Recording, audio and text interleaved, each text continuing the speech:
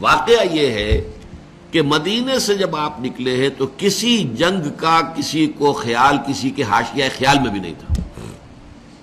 پیش نظر تھا اس قافلے کا راستہ روکنا کہ جو آ رہا تھا شام سے واپس ابو سفیان کی سرکردگی میں، جو جب جا رہا تھا تو حضور نے تعاقب کیا تھا لیکن وہ بچ کر نکل گیا. اسی لیے کسی نے اہتمام نہیں کیا کہ وہ اسلحہ ساتھ لے. اندازہ تو کیجئے 313 افراد میں سے صرف 2 کے پاس تلواریں تھیں، اسلحہ بھی نہیں لیے. کیا کرنا ہے؟ قافلے کو جا کر جو ہے روکنا ہے، قافلے کو لوٹنا ہے کہہ لیجیے. لہذا کو کثیر تعداد جو بھی گئی ہے وہ اسی خیال سے نکلی، اور اس میں کوئی بری بات نہیں ہے. باطل سے گویا کہ جنگ تو پہلے دن سے شروع ہو گئی تھی. جیسے ہی حضور نے کہا لا الہ الا اللہ، آپ کے اوپر تشدد شروع ہو گیا، بات ختم ہو گئی. تصادم تو ہے، صرف یہ ہے کہ پہلے وہ تصادم ذہنی اور فکری سطح پر تھا صرف، یا وقت یک طرفہ تشدد تھا اس میں کہ مسلمانوں کو اجازت نہیں تھی جوابی کارروائی کرنے کی. اب یہ تصادم 2 طرفہ ہے، اینٹ کا جواب پتھر سے دینے کا موقع آ گیا، مرحلہ آ گیا. اور اس انقلاب کی تکمیل کے لیے انگریزی میں ایک لفظ آتا ہے پش. ایک تو PUSH پش، کسی چیز کو دھکا دینا، ایک ہے PUTCH. یہ پش جو ہے یہ ہے کسی بھی مہم میں پھر آخری حلہ بولنا. تو یہ پش جو ہے انقلابی جد و جہد کا فائنل پش جو ہے وہ ہے یہ آرم کانفلکٹ. اور اس کا بھی آغاز اس ایکٹیو ریزسٹنس کے نتیجے میں جو حضور نے 1 سال تک جاری رکھا، اس کے نتیجے میں یہ 1000 کی فوج نکلی. حضور جب اپنے 313 ساتھیوں کو لے کر تقریباً درمیان میں تھے مدینے اور بدر کے، وہاں حضور کو وحی کے ذریعے سے اللہ نے اطلاع دے دی کہ مکے سے ایک لشکر بھی چل چکا ہے، بڑا طاقتور لشکر. اور ساتھ ہی اے محمد صلی اللہ علیہ وسلم، ہمارا وعدہ ہے کہ ایک تو وہ جو اوپر سے قافلہ آ رہا ہے شمال سے، اور ایک جو جنوب سے آ رہا ہے لشکر، ان 2 میں سے ایک پر ہم ضرور مسلمانوں کو فتح دے دیں گے. یہ وحی جب حضور پر آ گئی اور آپ کو اطلاع مل گئی کہ مکے سے تو قریش کا ایک فوج نکل آئی ہے، مسلح، کیل کانٹے سے لیس، پوری تیاریوں کے ساتھ. اب آپ نے ایک مجلس مشاورت منعقد کی اور آپ نے مسلمانوں کے سامنے یہ مسئلہ رکھ دیا کہ دیکھو ہم نکلے تھے اس کام کے لیے، لیکن اب صورت اللہ تعالیٰ کی طرف سے یہ پیش آ گئی ہے. وہ قافلہ بھی آ رہا ہے اور ادھر سے لشکر بھی آ رہا ہے، اور اللہ کا وعدہ ہے ان میں سے ایک پر لازماً اللہ ہمیں فتح عطا کر دے گا. تو بتاؤ کہ ہم کدھر چلیں، لشکر کی طرف چلیں یا قافلے کا پیچھا کریں؟ اس کو آپ جدید اصطلاح میں یہ کہہ سکتے ہیں کہ یہ اپنے ساتھیوں کے مورال کو ریڈ کرنے کی حضور کی طرف سے ایک کوشش تھی. پتہ چلے ساتھیوں کی کا مورال کیا ہے، کیا عالم ہے، ان کا حوصلہ کیا ہے، ان کے جذبات کیا ہیں، ان کی امنگیں کیا ہیں.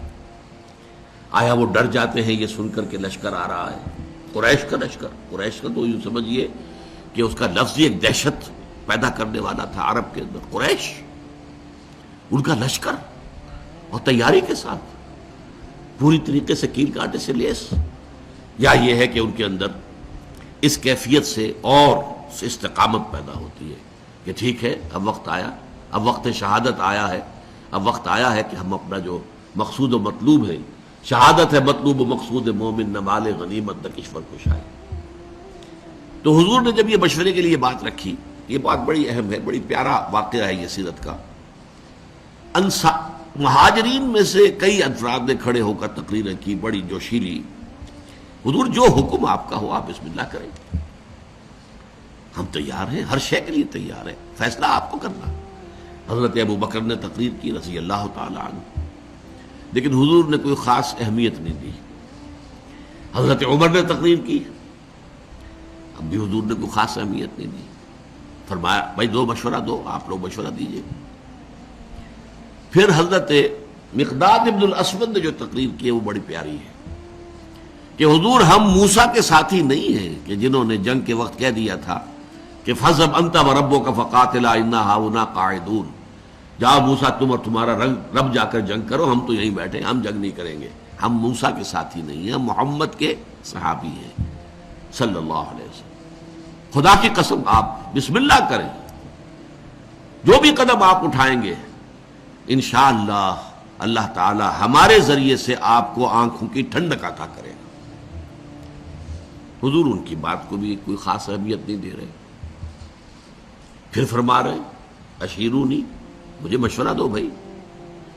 اب یہ بات جو ہے انصار کی سمجھ میں آ گئی کہ حضور کا روح سخن ہماری جانب ہے، کیونکہ انصار سے جو معاہدہ ہوا تھا بیعت عقبہ ثانیہ میں وہ یہ تھا کہ اگر مدینے پر حملہ ہوگا تو ہم آپ کی حفاظت کریں گے اپنے اہل و عیال کی طرح۔ ابھی مدینے پر حملہ نہیں ہوا تھا، بلکہ حضور آگے بڑھ کر نکل آئے ہیں مدینے سے، اور جنگ مدینے سے باہر ہو رہی ہے۔ تو گویا کہ اسٹرکٹ سینس میں انصار پابند نہیں تھے اپنے اس معاہدے کی روح سے کہ حضور کا ساتھ دیں،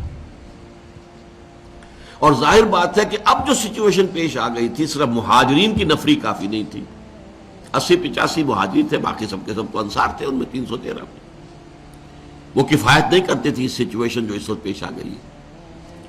لہذا حضور بار بار کہے ہیں تو سمجھ گئے۔ حضرت سعد بن عبادہ کھڑے ہوئے رضی اللہ تعالی عنہ، اور بڑی پیاری تقریر ہے ان کی یہ، کأنک تعنینا یا رسول اللہ، اے اللہ کے رسول شاید آپ کا روح سخن ہماری جانب ہے، فإنا آمنا بک وصدقناک، تو ہم تو آپ پر ایمان لا چکے ہیں۔ وہ بیعت عقبہ والی بات کو آپ بھول جائیے، جب ہم ایمان لے آئے، ہم نے آپ کو اللہ کا رسول اور نبی مانا ہے، تو ہمارے لیے آپشن کون سا ہے؟ We don't have any option. خدا کی قسم اگر آپ اپنی سواری سمندر میں ڈال دیں گے، ہم سب کے سب آپ کے پیچھے سمندر میں اتر جائیں گے، اور خدا کی قسم اگر آپ ہمیں حکم دیں گے تو ہم برق الغماد تک پہنچ جائیں گے، یمن کا ایک شہر، اور اپنی جو سواریاں ہیں یہ اونٹ اور اونٹنیاں، انہیں اس طویل سفر کی وجہ سے لاغر کر دیں گے، لیکن آپ جہاں حکم دیں گے آپ بسم اللہ کیجئے۔ اس پر آتا ہے کہ حضور کا چہرہ کھل اٹھا، خوشی کے اور بشاشت کے آثار، کہ یہ جو جماعت میں نے تیار کی ہے اتنی محنت سے، دعوت اور تربیت اور تنظیم کے مراحل جو میں گزار کے لایا ہوں، یہ جماعت اب تیار ہے فی الواقع اس آخری مرحلے میں داخل ہونے کے لیے، اب ہم پوری طریقے سے فٹ ہیں۔ اس پر آپ کے چہرے پر بشاشت آئی۔ اس کے بعد آپ نے کہا تو چلو پھر بدر کی طرف۔ اب یہ میں آپ سے عرض کر چکا ہوں کہ وہ قافلہ تو بدر کی وادی میں داخل ہی نہیں ہوا، ابو سفیان اس کو لے کر پہاڑی سلسلے کے ادھر مغرب کی طرف سے ہوتے ہوئے ساحل سمندر کے ساتھ ساتھ لمبا سفر کر کے بچ کے نکل گئے۔ اور یہ جب جو لشکر آ گیا قریش کا، اور جب پڑاؤ ہے، صرف میں اس کے بھی دو واقعات آپ کو سنا دوں کہ جب پڑاؤ پڑا ہوا ہے تو وہاں اطلاع پہنچ گئی کہ قافلہ تو بچ کر نکل گیا، ابو سفیان کا پیغام آ گیا کہ میں قافلے کو بحفاظت لے کر مکے پہنچ گیا۔ اب یہاں سوال پیدا ہوا، پھر وہی ہاکس اینڈ ڈوز کا معاملہ۔ ڈوز نے یہ سوچا کہ اب خوریزی کاہے کے لیے، ہم تو نکلے تھے اپنے قافلے کی حفاظت کے لیے، قافلہ تو پہنچ گیا۔ لیکن جو ہاکس تھے ان کو تو سمجھ میں یہ آیا کہ یہ تو ہمیں موقع مل گیا، گاڈ گیون اپارچونٹی۔ یہ ڈوز ہماری بات چلنے نہیں دے رہے تھے، اب جو ہے اب ہم یہاں تک پہنچ گئے ہیں، مدینہ یہاں سے صرف 80 میل دور ہے، ہم کہاں سے کہاں تک ہو کر یہاں پہنچ گئے ہیں، تو اب تو موقع ہے، اب یہاں سے واپس جانے کا کیا سوال۔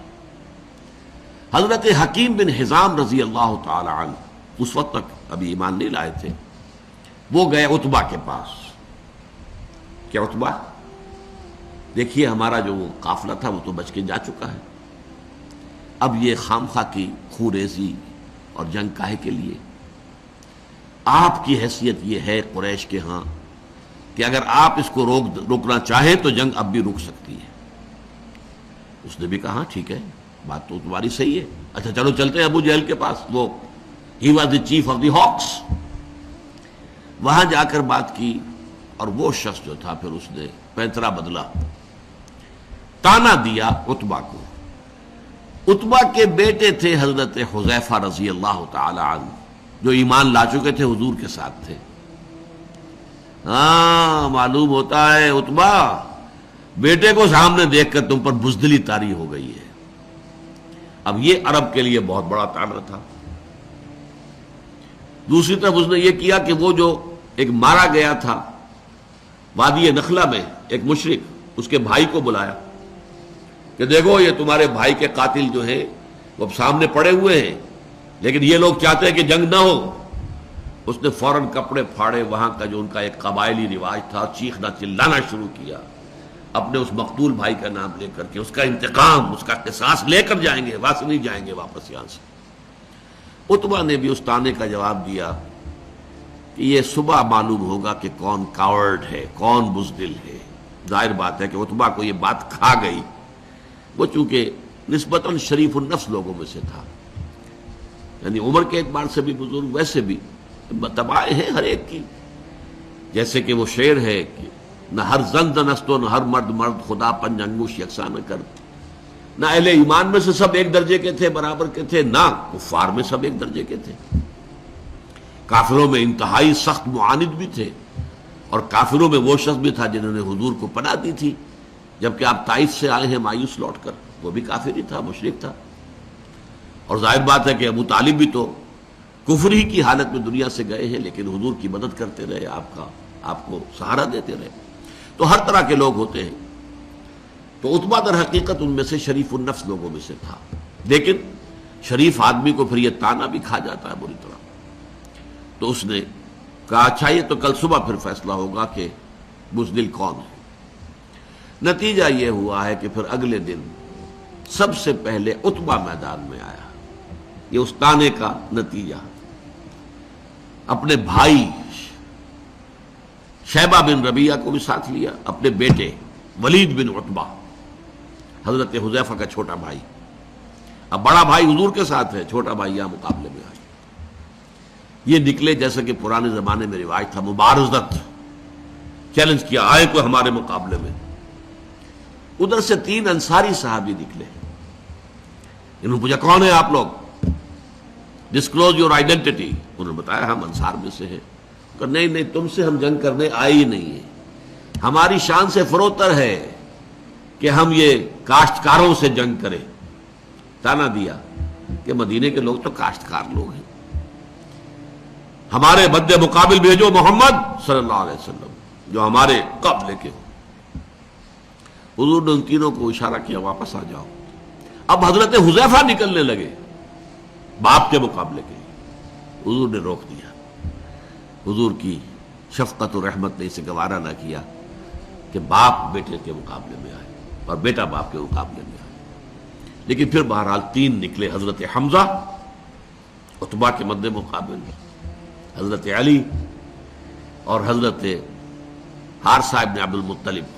آپ یہ بن مطلب، عبد المطلب نہیں، یہ 3 قرشی نکلے۔ ہاں انہوں نے جب بتایا کہ ہاں ٹھیک ہے اب ہمارے مقابلہ جو ہے برابر کی چوٹ کا ہے۔ بہرحال نتیجہ کیا نکلا کہ تینوں کو واصل جہنم کیا، اگرچہ حضرت حارثہ جو تھے وہ بھی زخمی ہو گئے، تلوار کا وار ان کی ٹانگ پر پڑا، ٹانگ کٹ گئی تو گر گئے، لیکن پھر جس سے مقابلہ ہو رہا تھا حضرت علی نے اس کو بھی واصل جہنم کیا۔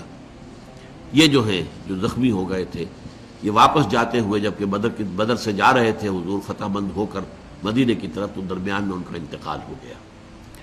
تو ان کے سمیت 14 صحابہ جو ہیں شہید ہوئے، جبکہ 70 قرشی کھیت رہے، واصل جہنم ہوئے۔ اور ان 14 میں سے کوئی بھی نمایاں شخص نہیں تھا بہت بڑا، اور وہ سارے کے سارے چوٹی کے لوگ تھے، تمام سرداران قریش، اور 70 کو قیدی بنا لیا۔ تو یہ گویا کہ اللہ تعالیٰ نے پھر اس کو سورہ انفال میں یوم الفرقان قرار دیا، یعنی ابو جہل کی بات کو الٹ کر کہ جو اس نے کہا تھا یہ یوم الفرقان ہوگا، واقعی یہ یوم الفرقان ثابت ہو گیا۔ اللہ کی مدد آئی، فرشتے بھی آئے، اس کی تفاصیل میں نہیں جا رہا، وہ آپ کتابوں میں پڑھ لیں گے۔ میں صرف اس کو واضح کرنا چاہتا تھا کہ غزوہ بدر کے بارے میں یہ خیال کہ یہ صرف ڈیفنس کے لیے تھا، یہ بات جو ہے ذہنوں سے نکال دیجئے۔ اس پروسیس آف ریولوشن کے حوالے سے یہ اصل میں ایکٹیو ریزسٹنس کا منطقی نتیجہ، آرم کانفلکٹ، اور اس ایکٹیو ریزسٹنس کو انیشیٹ کیا ہے محمد الرسول اللہ صلی اللہ علیہ وسلم نے۔ ابتدا آپ کی طرف سے ہوئی ہے، آپ نے چھاپا مار دستے بھیجنے شروع کیے، آپ نے ان کا اکنامک بلاکیٹ کیا، آپ نے ان کی پولیٹیکل آئسولیشن کی شکل اختیار کی، جس کے نتیجے میں اس کو تعبیر کیا کرتا ہوں کہ سانپ بل میں سے نکل آیا۔ سانپ کو مارنا ہو تو کیا کریں گے؟ تو بل میں گھسا ہوا ہے، تو آپ کو معلوم ہے نا، کوئی بین وین بجاتے ہیں کچھ تاکہ وہ کوئی باہر نکل آئے۔ اب پتہ نہیں وہ بین سے کچھ واقعی کوئی اثر ہوتا ہے یا نہیں ہوتا ہے، لیکن جو عام میں تو آپ کو سمجھانے کے لیے کہہ رہا ہوں۔ یہ قریش بیٹھے ہوئے تھے مکے میں، اور مکہ حرم ہے، وہاں خوریزی، اگر اللہ کا عذاب آتا کسی اس طرح کا جیسے کہ اس سے پہلی قوموں میں آ چکا تھا تو مکے پر آتا، معاذ اللہ ثم معاذ اللہ ثم معاذ اللہ، خوریزی ان کی وہاں ہوتی نہیں۔